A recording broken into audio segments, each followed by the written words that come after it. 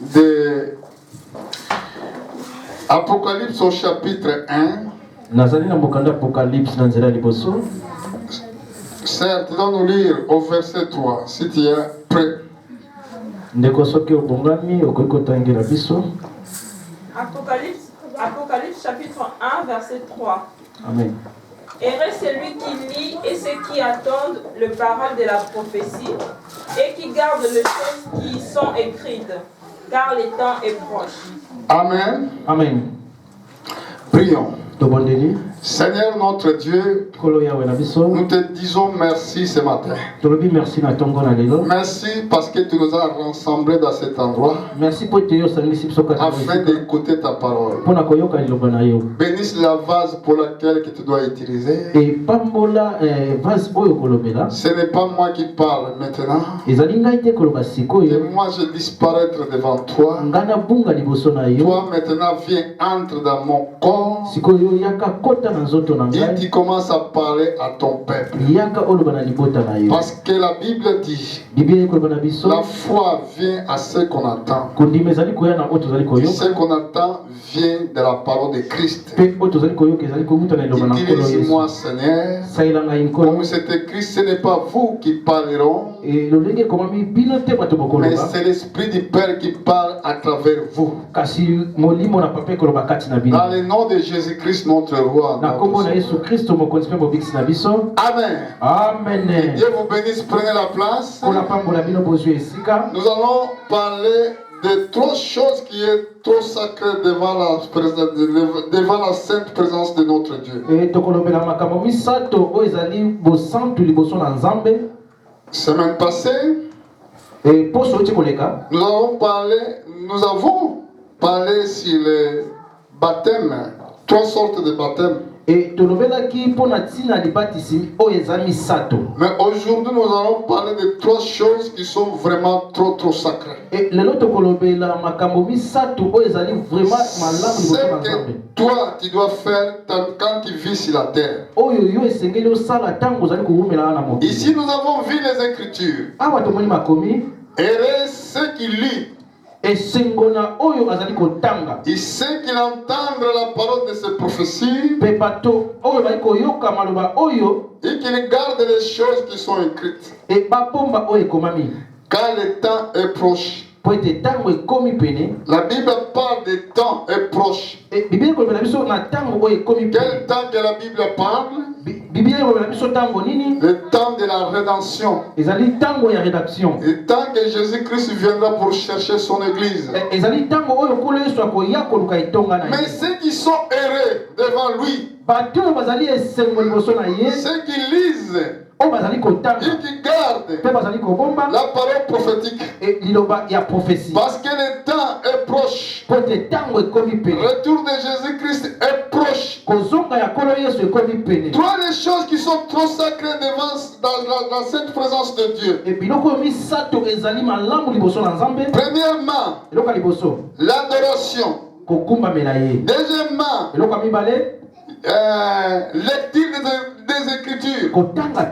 Et troisièmement, l'écoute de la parole de Dieu. Parce que c'est ça qui nous rend sacrés, hommes parfaits devant lui.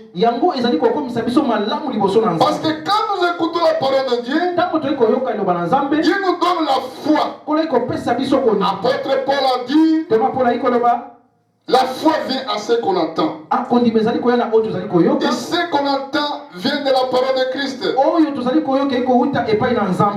lisons les Écritures, là nous allons comprendre la volonté de Dieu. Quand nous adorons Dieu, là nous rentrons dans une grande dimension. Alors chaque fois que nous faisons tous ces trois choses sacrées,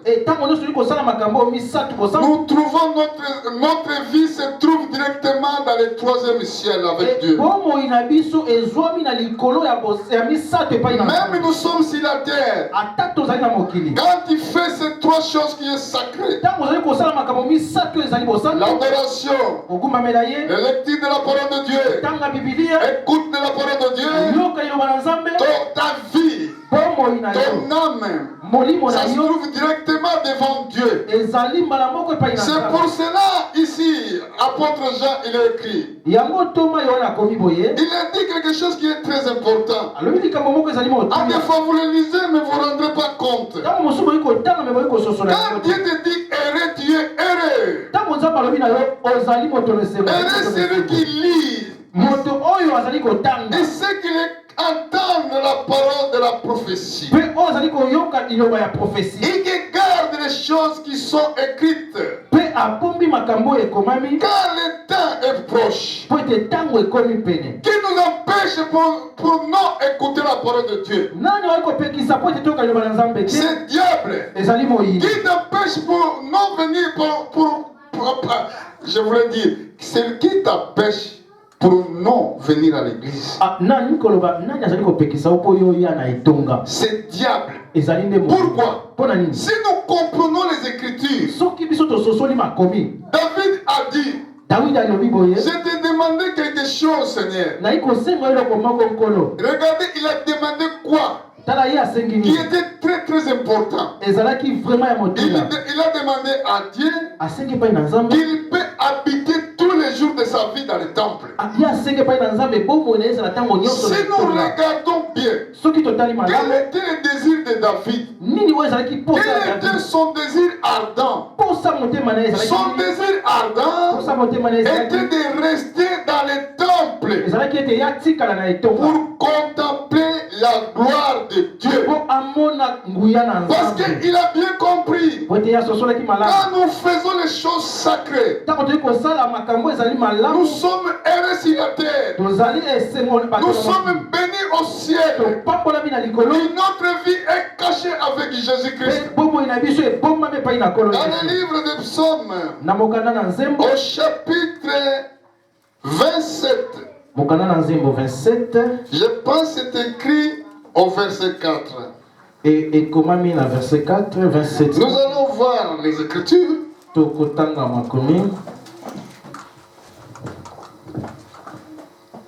Lisez, vous êtes en retard. J'ai demandé à l'Éternel une chose que je désire ardemment. Je voudrais habiter toute ma vie dans la maison de l'Éternel.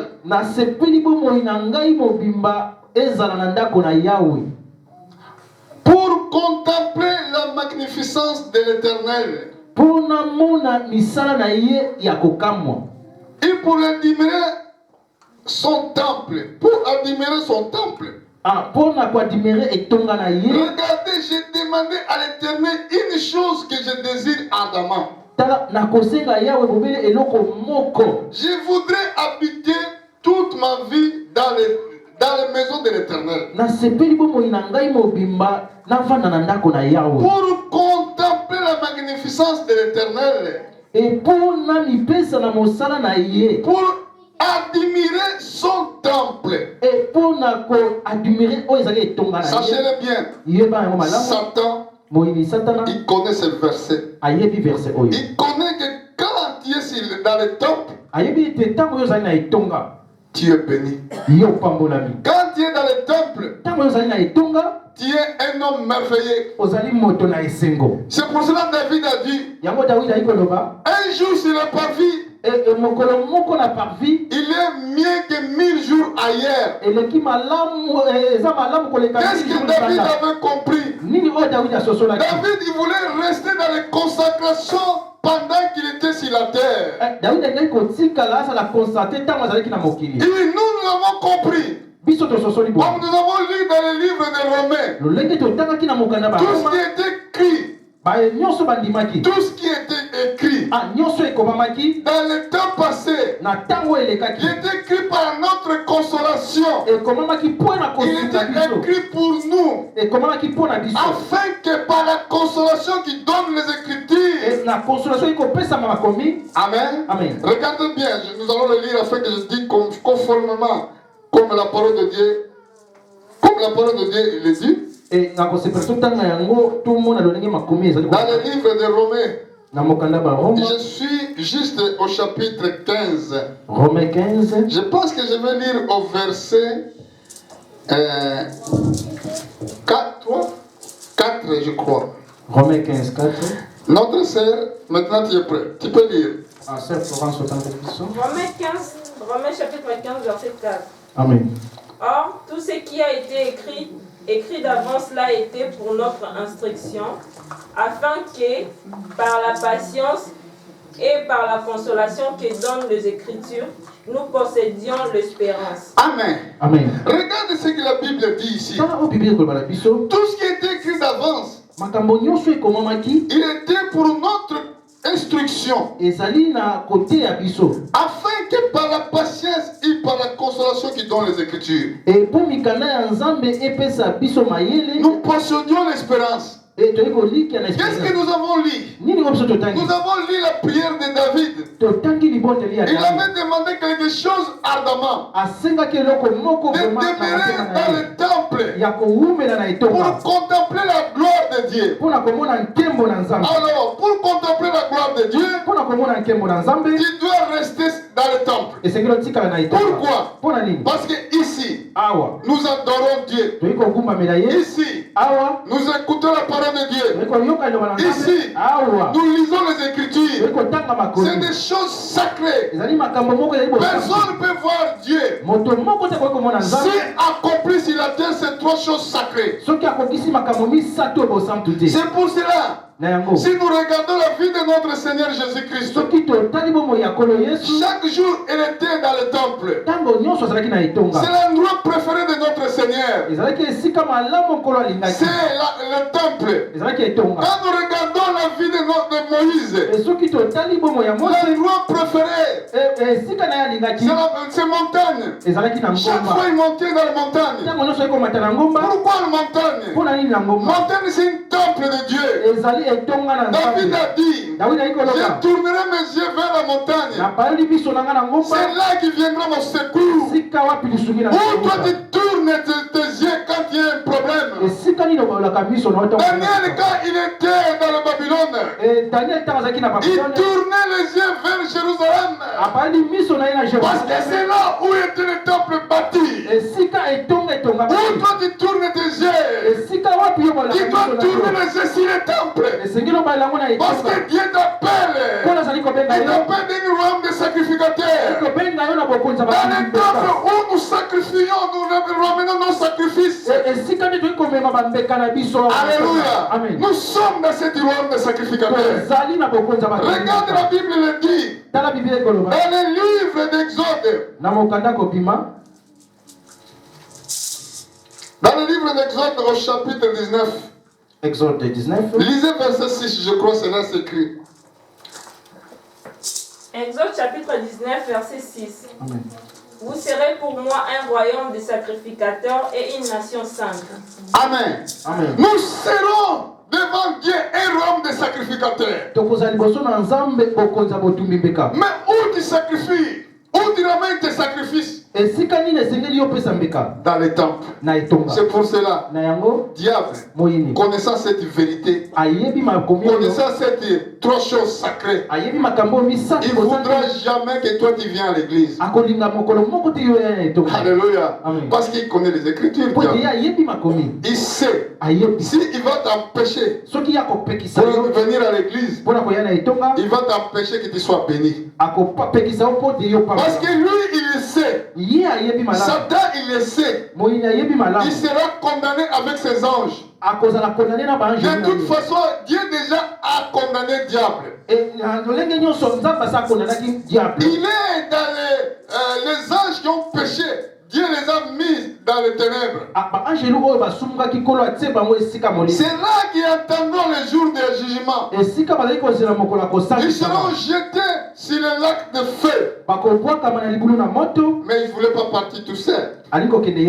Alléluia. Amen. Si nous sommes, Dieu nous appelle sur les royaumes des sacrificateurs. Où tu dois sacrifier. Où tu vas aller faire ton sacrifice. Dans les temples. Mais quand tu ne viens pas à l'église, comment ça va se accomplir cette écriture? Et reste ce qu'il lit. Et ceux qui écoutent la parole de cette prophétie, ceux qui gardent les choses qui sont écrites, parce qu'elle est temps. Quel temps? Le temps de jugement, le temps de condamnation, le temps là est proche. Et la Bible dit, la foi vient à ce qu'on attend. Si nous regardons dans les livres, regardez, dans les livres de Romains, au chapitre 10, je crois. Chapitre 10. On va voir où comment tu peux avoir la foi. Tu peux demander la foi, d'accord, mais tu dois aller quelque part afin que ta foi soit augmentée. Parce que Dieu ne change pas sa façon de faire. Si vous croyez les Écritures, si vous gardez tout ce qui est écrit, alors vous allez faire ce que Dieu vous demande. Je pense, au chapitre 10. Romains 10. On va commencer au verset 16. Romains 10, 16. Et verset 17. Verset 17. Romains chapitre 10, oui. Verset 16. Jusqu'à 17. Mais tous n'ont pas obéi à la bonne nouvelle. Aussi Ésaïe dit-il, Seigneur, qui a cru à notre prédication? 17. Ainsi la foi vient de ce qu'on attend, et ce qu'on attend vient de la parole du Christ. Alléluia. Amen. Il y a beaucoup qui disent que la foi vient dans les paroles de Dieu. Non. Mais ici la Bible dit la parole vient de la parole de Christ. Pour que Christ ait l'image de Dieu qui est invisible. Il a quitté l'éternité. Il a habité à une lumière inaccessible. Personne ne peut voir. Mais il a sorti de cette lumière. Il avait créé le temps. Il t'a créé toi et moi. Afin quand nous sommes sur la terre, nous les servons. Mais le problème c'est quoi? Le problème, tous n'ont pas obéi la bonne nouvelle. Comme Isaïe avait dit, Seigneur, qui a cru à notre prédication? Ainsi la foi vient de ce qu'on entend. Et ce qu'on entend vient de la parole de Christ. Si tu restes chez toi à la maison, tu vas avoir des raisons. De toute façon, Satan il te donnera des raisons. Tu es fatigué. Parce que demain tu vas travailler. Demain tu vas faire ça. Demain tu vas aller faire ça. Tu n'as pas le temps. Mais si toi tu avais la révélation, tu le diras. C'est écrit, l'homme ne vivra pas du pain seulement, mais de toute parole de Dieu. Si Dieu m'a dit, je dois aller dans le temple, je dois le faire sans de me poser la question. Parce que l'homme ne vivra pas du pain seulement, mais de toute parole qui sort des bouches de Dieu. Si je dois donner raison dans ma vie, si demain je vais donner raison de tout ce que je pense, mais Dieu c'est lui qui connaît le temps et le moment. Dieu là, c'est lui le Dieu de toutes circonstances. Il peut changer les circonstances. Alléluia. Aujourd'hui, beaucoup sont décédés. Mais ce n'est pas été dans leur volonté. Il avait beaucoup de projets à faire. Il y a des autres qui sont décédés aujourd'hui.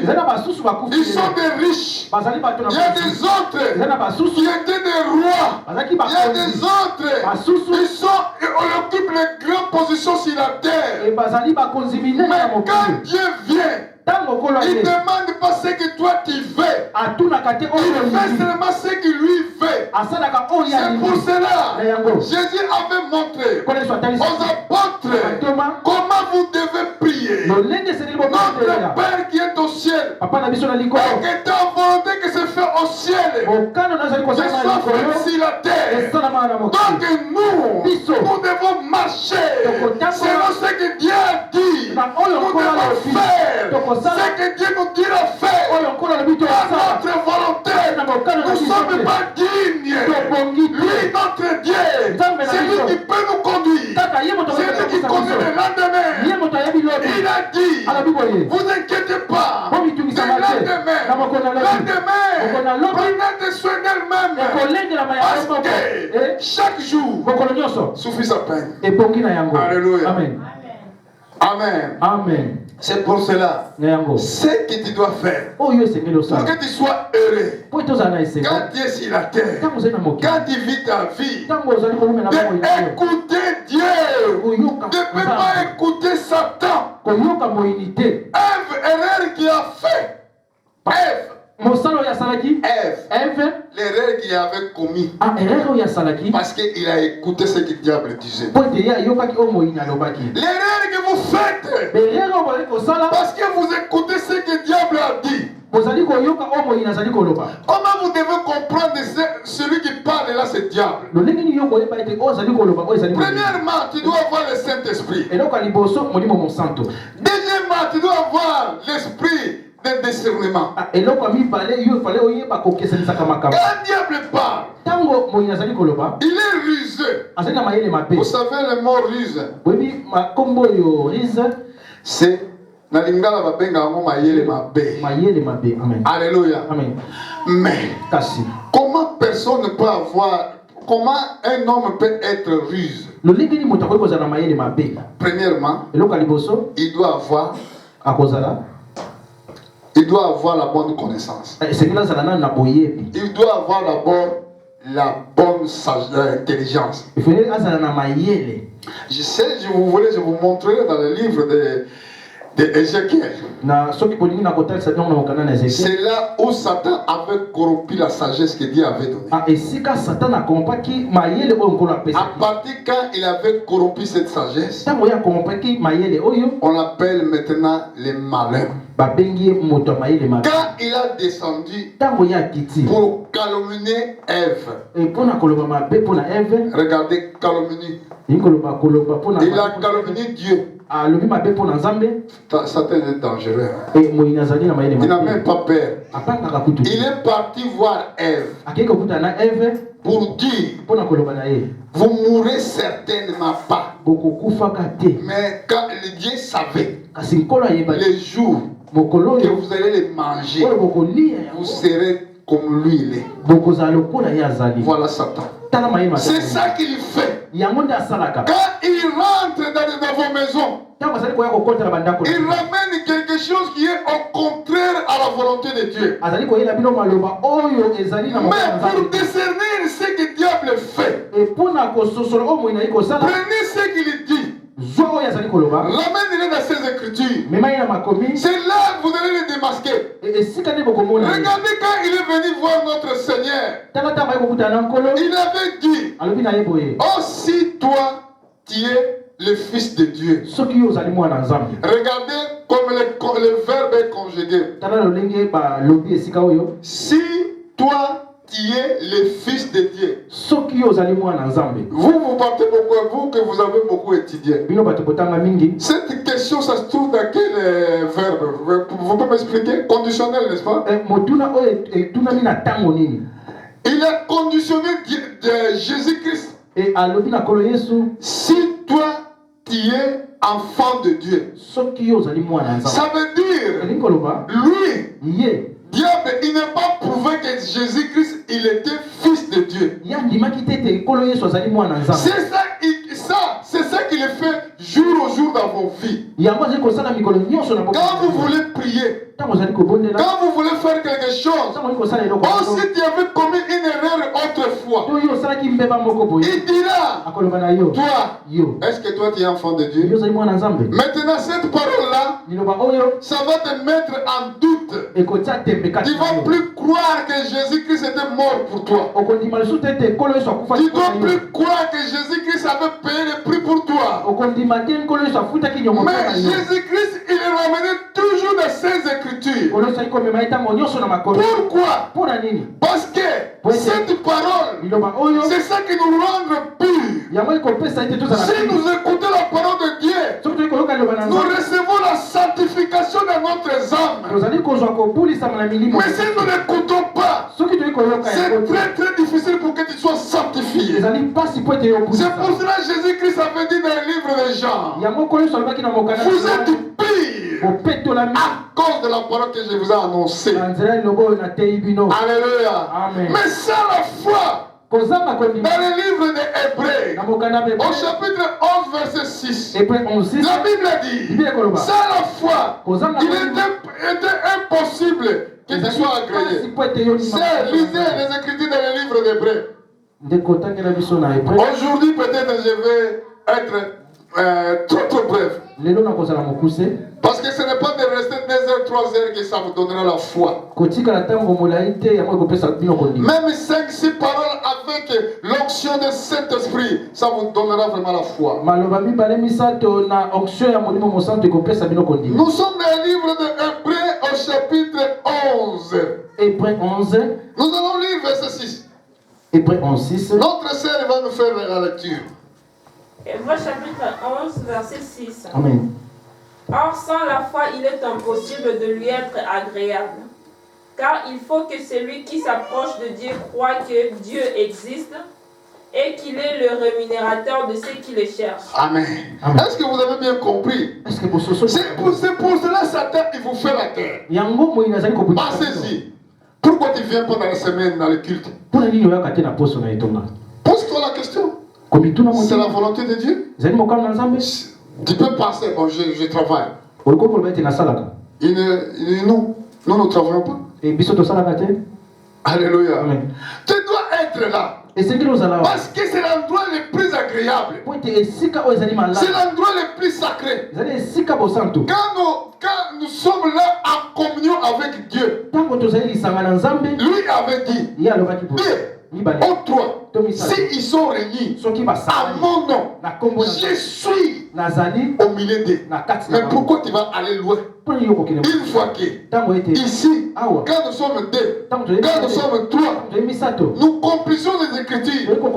C'était impossible que Dieu ment. Dieu, il doit être là. Parce que c'est lui qui l'avait dit. Toi, s'ils sont réunis à mon nom, je suis au milieu d'eux. Et la Bible dit ici, c'est l'apôtre Paul qui parle. Oh,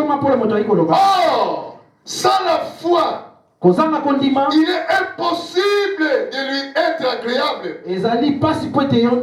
Regarde. Sans la foi, ça veut dire quand tu n'écoutes pas, quand tu doutes, quand tu ne crois plus, maintenant c'est quelque chose est devenu impossible que tu sois sauvé. Pourquoi le monde est condamné? Le monde est condamné à cause de cela. Les gens, ils ne croient pas que c'est Dieu qui les a créés. Écoutez bien. La science vous a corrompu. Les autres disent que l'Afrique c'est une personne d'humanité. Écoutez bien vous qui dites que l'Afrique c'est une personne d'humanité. Dieu, quand il a créé l'homme, il avait placé sur le jardin d'Éden. Le jardin d'Éden, ça ne se trouve pas en Afrique. Même si nous reconnaissons que autre partie du jardin d'Éden était en Afrique à côté d'Éthiopie.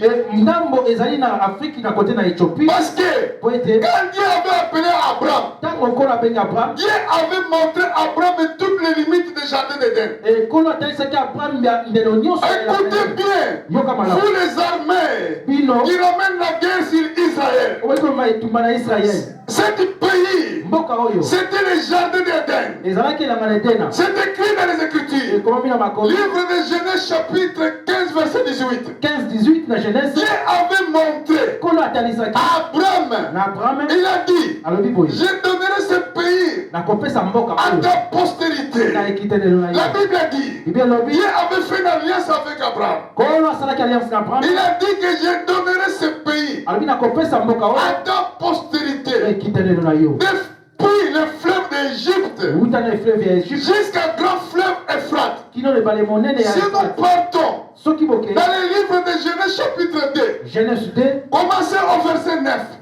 Vous allez voir le fleuve qui rosait les jardins d'Éden. C'était 4 fleuves. 2 fleuves. Ça se trouve à Irak. Première, Euphrate. Deuxième, Tigre. Dans le mont Tigre. Avant, c'était le fleuve Guillaume. Alléluia. Amen. Alors, ce que ça m'étonne, vous êtes des religieux. Ce que ça m'étonne en moi, c'est les religieux qui disent Afrique, c'est une personne humanitaire. Mais où c'est écrit ça? Ce n'est pas été écrit. Que veut dire le mot berceau?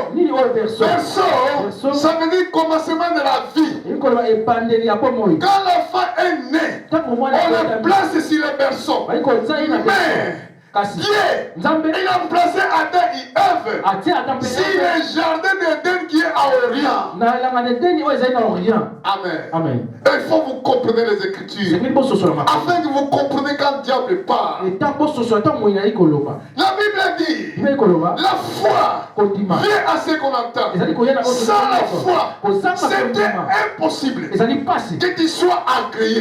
Maintenant, comment Dieu va te créer? Une fois que tu ne crois pas, une fois que tu doutes, la Bible dit il est le rémunérateur de tout ce que l'on cherche. Si tu voulais être rémunéré, dans d'autres termes, si tu voulais être payé,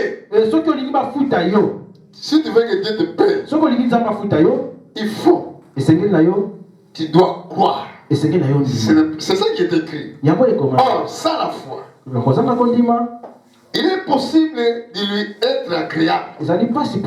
Car il faut que celui qui s'approche de Dieu croire que Dieu existe. Et qu'il est le rémunérateur de ce qu'on cherche. Si tu viens le chercher avec tout ton cœur, tu le trouveras.